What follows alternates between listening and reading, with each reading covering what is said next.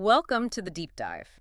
Today, we're tackling something that's, well, both incredibly basic and somehow massively misunderstood in organizational improvement. Uh-huh. The Plan-Do-Check Act cycle, PDCA. Right. PDCA. It's pretty much the bedrock, the core framework for, everything from quality control to lean manufacturing. Exactly. But here's the strange thing we found in the research, a real paradox. Which is, You can't really run a successful improvement project without PDCA, yet most projects that say they're using it, well, they fail. they do.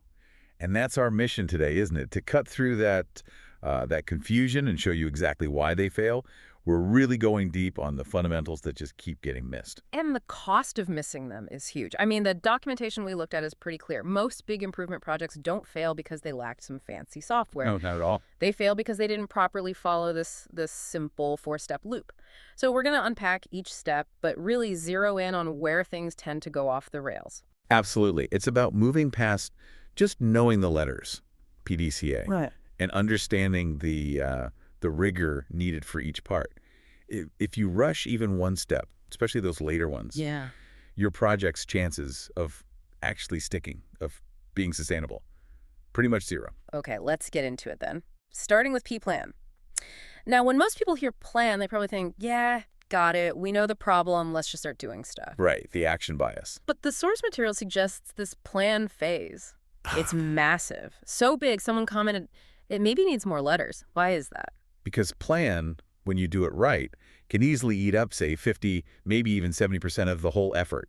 It's not just jotting down an idea. Okay. It's this whole iterative cycle of analysis. And if you skip parts of that, well, you're pretty much doomed your project before you even begin the do phase. And hang on, don't most places think their regular reports and dashboards are enough? Yeah. Why this really intensive upfront analysis in the plan phase? What makes it so vital? That's where the rigor comes in. See, the plan phase isn't just one thing. It needs like 5 essential sub-steps. First, you got to define the scope. What exactly are you looking at? Which machine? Which process? Okay, there we go. Precisely. Second, define the target. What specific measurable goal are you actually trying to hit? If you skip those two, you're basically just wandering around hoping for the best. And the third step, that seems like the one that really pushes back against how things usually work in an office, right? Sitting behind a desk. It absolutely does. Step 3 is analyzing the current situation. And this isn't optional. It must involve Genchi Genbutsu. Go into the source. Go into the source. Yeah. To the shop floor, the call center, wherever the actual work happens. Mhm. You have to watch, you have to talk to the people doing the job, collect data right there, get your boots on the ground. Don't just, stare at spreadsheets someone else made. So if you skip Genchi Genbutsu, you might be solving a problem that looks real on paper. But doesn't actually exist that way in reality. Yeah. Or you miss the real problem entirely. Exactly. So once you have that deep, observed understanding, then you do the last 2 parts of plan. Develop a few potential solutions, different ways to tackle it, Right. and then, critically, select the best one. Usually that's the one offering the biggest bang for your buck. Best results for the effort involved. Okay, so that intense planning sets the stage. That's our blueprint. Now we move to D, the implementation. Yep, D is where the rubber meets the road. You actually implement the chosen solution. You change the process, maybe pilot the new equipment. Sounds straightforward enough. Well, the material really stresses something here. Problems will pop up during due, things you didn't think of in plan. And that's okay. That's not failure. No, it's normal. The goal during due is just to tackle those unexpected little fires as they come up and keep the implementation moving forward. But the really crucial bit, it seems, isn't just making the change happen once, it's making it stick, right? How do you make sure the new way actually becomes the standard way? That's key. Through really rigorous standardization and training. Look, it's easy to get people to try something new for an hour when you're watching. Sure. It's way, way harder to get them to actually adopt it permanently. So you have to create the new standard operating procedure, the SOP. Train people on it thoroughly, and then this is critical. You have to go back and confirm they're still following that standard, a few days later, not just while you're standing over their shoulder. And checking if they're still doing it. That leads us straight into C-check. And this is where, well, the documentation practically screams warnings at us. It really does. It seems to be the moment most projects just sabotage themselves. It is. It's the most frequently skipped step, definitely. And I'd argue probably the most important one. If we're looking at the big picture, check is, well, it's your reality check moment. Okay. The fundamental question you have to ask is, did the solution we implemented actually work? Did it hit the targets we set back in the plan phase? And crucially, did it sustain those results? But if managers are supposedly so committed to improvement, why would they skip the step where they actually check if it worked? I mean, what makes them think a project is successful, even if maybe it isn't really delivering? Well, sometimes the mere attention from management creates this illusion of success. This brings us to something called the Hawthorne effect trap. The Hawthorne effect, right. What exactly is that, and why is it flagged as such a danger here? So the Hawthorne effect, it goes way back, observed, I think, in the 1930s at the Hawthorne Works, a Western electric plant. Basically, it showed that just the act of management paying attention to a group of workers, implementing any kind of change, really, whether it was good or bad, temporarily caused productivity to go up. Just because they were being watched? Pretty much. So imagine the VP is touring the area every day, asking for updates on the new process. For that week, guess what?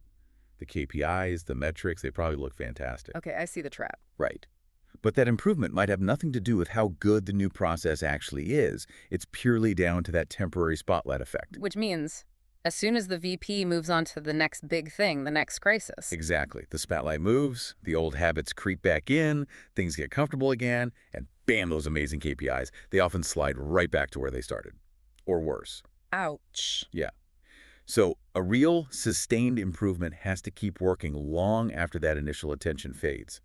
And that's why a rigorous, deep, and maybe even long-term check phase is absolutely non-negotiable. You have to measure the results, the output, over enough time to prove the solution holds up on its own. Okay, so the check gives us the hard truth, which finally brings us to the last step, act. This is the decision point, right? Based purely on what that sustained check told us. Precisely. Act is where you decide what happens next. If your check phase revealed, maybe uncomfortably, that the implementation didn't really meet the target sustainably, then you have to stop. You can't just ignore it. You have to dig in, find the root cause, why it didn't perform as expected. And that discovery, that immediately kicks off a new plan phase. The PDCA loop starts all over again, but this time you're smarter. Okay, so failure leads back to planning. But what if check shows it was a success? You've got proof, sustained results.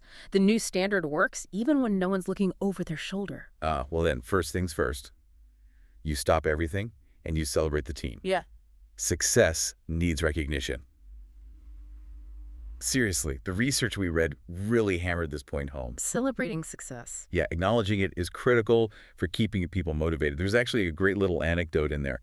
Something about how effective a simple 3-pound bucket of gummy bears or similar could be for a shop floor team. Gummy bears? Really? Yeah, it's not about the monetary value. It's the immediate, tangible, hey, your hard work paid off. We checked. It's real well done kind of recognition. I like that. It's memorable. But okay, gummy bears consumed, celebration done. The work isn't over, is it? Continuous improvement means continuous. Right. So post-success, that newly proven standard, that becomes the new baseline, the new normal. And then you look around, prioritize the next most important problem, usually the one that promises the best outcome for the effort needed, and you kick off a brand new PDCA cycle for that. On to the next improvement. It all sounds so logical, step by step. Yet you mentioned earlier that check and act often get skipped. Why? Beyond just wanting to stick to the plan and do phases, what makes companies actively resist those last two crucial steps? Well, let's be honest.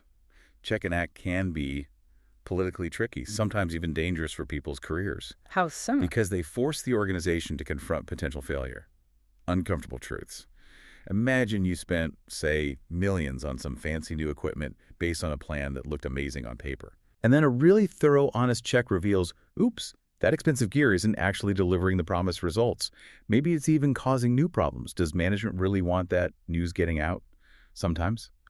So the goal can subtly shift from genuine, sustained improvement to just the appearance of improvement, to avoid blame for costly mistakes. That's a very common trap, unfortunately. And this whole struggle, this resistance to, frankly, simple discipline of PDCA has led people to look for alternatives, competing frameworks, which brings up that whole debate around things like DMAIC. Right, DMAIC.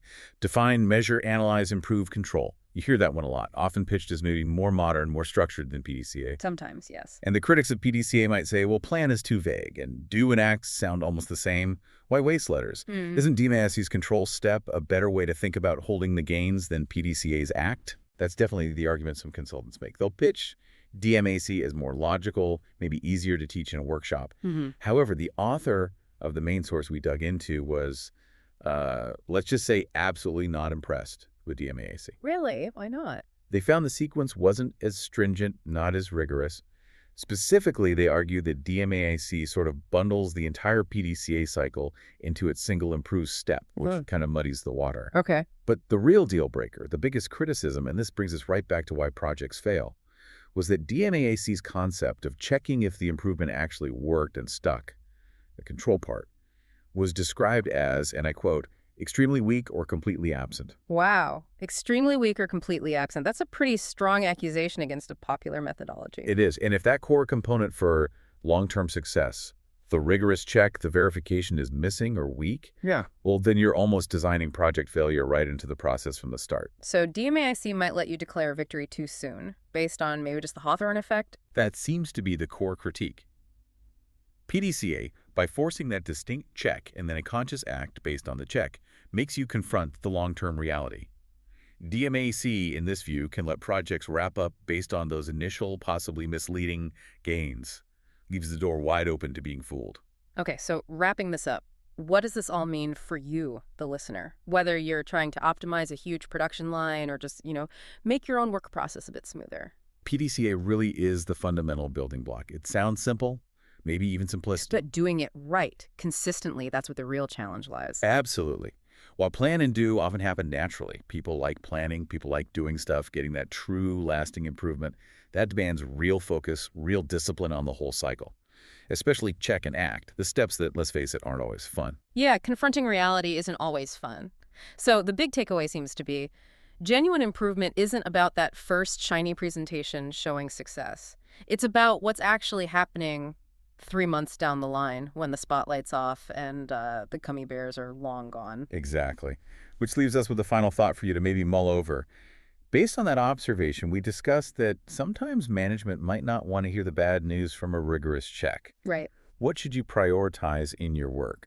The immediate appearance of success, maybe closing the budget on time? Or the tougher, potentially unpopular, but sustained truth that only comes from really following through with check and act? Something to think about. That's our deep dive for today. We'll catch you on the next one.